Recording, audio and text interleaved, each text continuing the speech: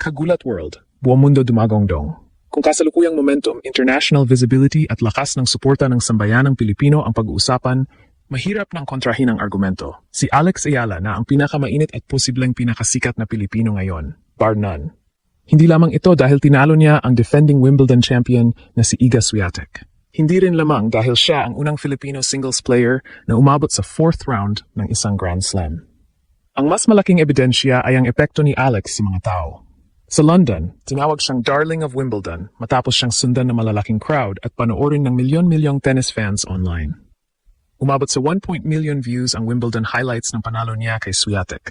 Mahigit doble sa views ng ilang matches ni Novak Djokovic at Serena Williams noong panahong iyon. Sa Pilipinas, humigit kumulang 8,000 supporters ang nagtipon sa PhilSports Arena para panoorin ang laban niya kay Jasmine Paolini.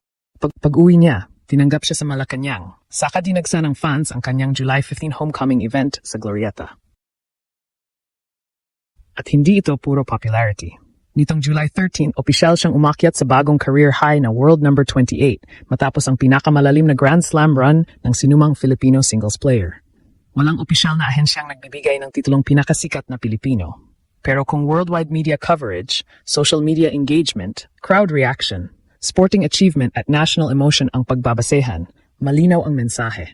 Hindi na lamang sikat si Alex. Siya na ngayon ang mukha ng isang bansang gustong mapansin ng buong mundo.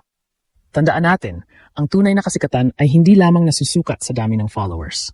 Nasusukat din ito sa kung gaano karaming tao ang handang tumigil sa kanilang ginagawa para panoorin ka. Nasusukat ito sa kung gaano kalawak ang naabot ng iyong pangalan. At higit sa lahat, nasusukat ito sa kung nagagawa mong pag-isahin ang isang bansang bihirang magkasundo sa isang personalidad. Yan mismo ang nangyayari ngayon kay Alex. Sa loob lamang ng ilang linggo, ang pangalan ni Alex ay lumampas sa mundo ng tennis. Hindi na siya kilala lamang ng hardcore Filipino tennis fans. Pinag-usapan na siya ng casual sports viewers, celebrities, international journalists, brands, young athletes at maging ng mga taong halos hindi nanonood ng tennis. Ang pangunahing dahilan ay ang kanyang makasaysayang Wimbledon campaign. Nanalo siya laban kina Renata Zarazua at Maya Joint bago pinabagsak ang defending champion at number 3 seed na si Iga Swiatek, 7-6, 6-2. Ang tagumpay na yon ang nagdala sa kanya sa 4th round at ginawa siyang unang Filipino, lalaki man o babae, na umabot sa 2nd week ng isang Grand Slam singles tournament. Hindi ordinaryong upset ang nangyari. Si Swiatek ay hindi lamang isang kilalang pangalan. Siya ang defending Wimbledon champion at isa sa pinakamalaking superstar ng women's tennis. Sa center court, biglang nakita ng international audience na ang Filipina ay hindi lamang inspirational participant. Isa siyang tunay na threat sa pinakamahuhusay na manlalaro sa mundo. Dito nagsimulang dumagundong ang pangalan ni Alex sa labas ng Pilipinas. Inilarawan ng Reuters ang kanyang Wimbledon emergence bilang isa sa mga pinaka-compelling na kwento sa tennis. Ayon sa ulat, malalaking crowd ang sumusunod sa kanya sa Grand Slams dahil sa fearless tennis niya sa loob ng court at sa kanyang approachable at masayang personality sa labas nito. Inihambing pa ang potensyal niyang maging national sporting icon sa antas ng kasikatan na matagal nang iniugnay kay Manny Pacquiao. Napakalaking pahayag niyan. Si Manny Pacquiao ang matagal na naging global standard ng Filipino sporting fame. Kapag lumalaban siya, tumitigil ang bansa. Halos walang trapiko, tahimik ang mga lansangan at nagkakaisa ang mga Pilipino saan man sa mundo. Hindi pa sabihin na nalampasan na ni Alex ang buong career legacy ni Pacquiao. Magkaiba ang kanilang panahon, sport at haba ng tagumpay. Pero kung pag-usapan ang pinakamainit na Filipino personality sa kasalukuyan, hawak ni Alex ang isang bagay na mahirap tapatan. Sabay-sabay siyang relevant sa sports, mainstream news, social media, international media, youth culture at national pride. Yan ang ibig sabihin ng bar none sa konteksto ng kasalukuyang momentum. Hindi ito lifetime achievement ranking. Hindi ito survey na nagsasabing mas kilala na siya kaysa sa lahat ng Filipino celebrities sa bawat bansa. Ito ay pagkilala sa katotohanang walang ibang Filipino personality ngayon ang may kaparehong kombinasyon ng historic performance at organic worldwide attention. Tingnan lamang ang digital evidence. Iniulat ng Guardian na umabot sa 1.2 million views ang highlights ng kanyang panalo kay Swiatek sa official Wimbledon YouTube channel bago pa man siya humarap kay Paolini. Mahigit doble umano iyon sa audience ng ilang videos na tampok sina Novak Djokovic at Serena Williams. Dalawa sa pinakasikat na pangalan sa kasaysayan ng tennis. May iba pang Alex-related Wimbledon clips na umabot sa milyon-milyong views sa Instagram. Isang Philippine Sports Report ang nagtala na ang isang video ay umabot sa humigit kumulang 20 million views habang nagpapatuloy ang kanyang Wimbledon run. Ibig sabihin,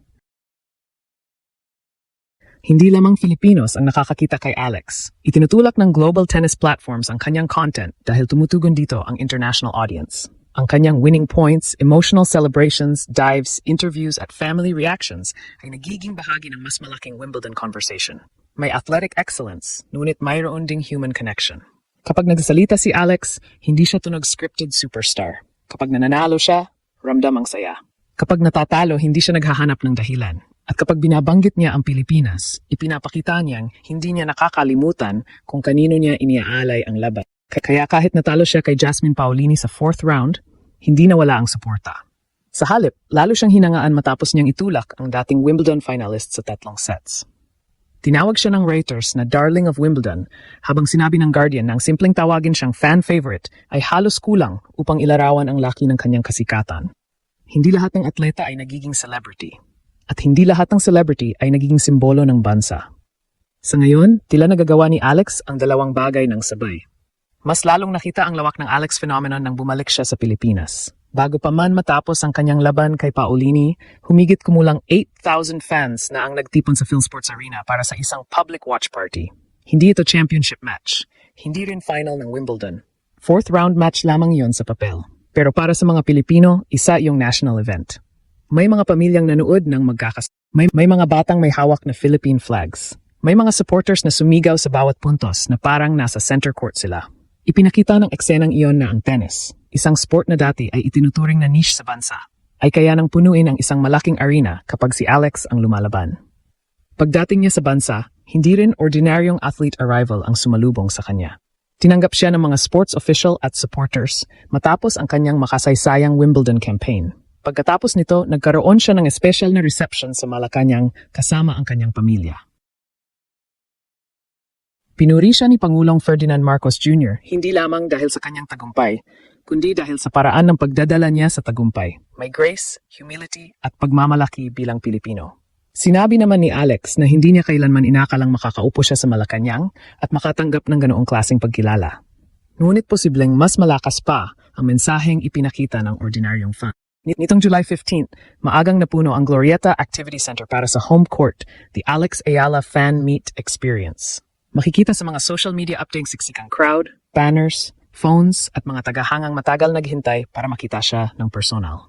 Ito ang mahalagang punto. Hindi celebrity guest si Alex na nakilala dahil lamang sa isang viral moment.